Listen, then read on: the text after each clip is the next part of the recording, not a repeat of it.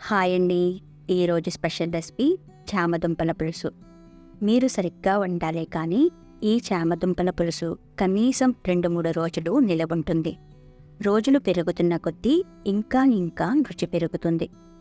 మరి simple and సూపర్గా ఈ చామదుంపల పులుసు ఎలా చేసుకోవాలో చూద్దాం రండి.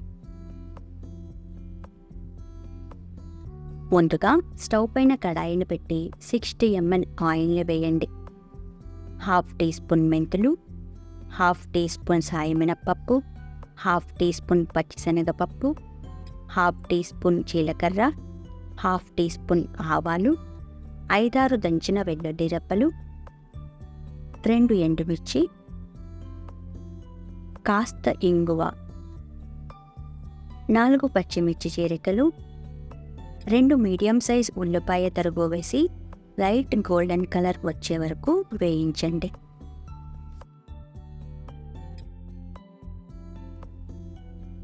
ఇప్పుడు ఇందులో 2 మీడియం సైజు పండు టమాటో ముక్కలు వేసి టమాటో ముక్క మెత్తపడే వరకు మగ్గనివ్వండి లో ఫ్లేమ్ మీద.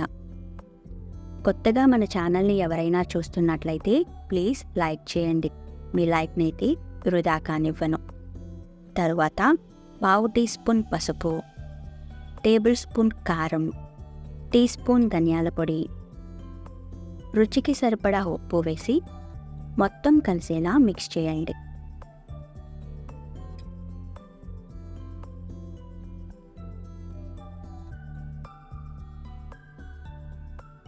ఇప్పుడు ఇందులో నిమ్మకాయంత సైజు చింతపండు నుండి తీసిన చిక్కని చింతపండు గుజ్జును వేసి మిక్స్ చేయండి.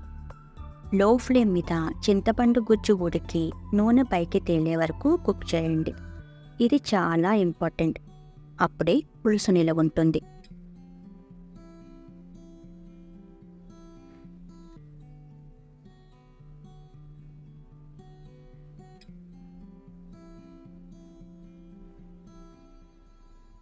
ఇప్పుడు 1/2 లీటర్ వాటర్ని వేసి మూత పెట్టి పులుసును మరగనివ్వండి హై ఫ్లేమ్ మీద.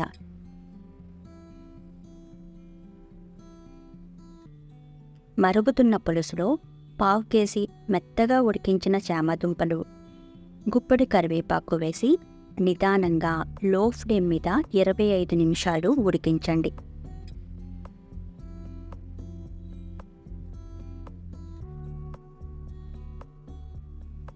ఇది ఎంత ఎక్కువ టైం తీసుకుని వండితే అంత రుచిగా ఉంటుంది. అంతే, సింపుల్ అండ్ సూపర్గా చేసుకుని చామదుంపల పులుసు తయారు.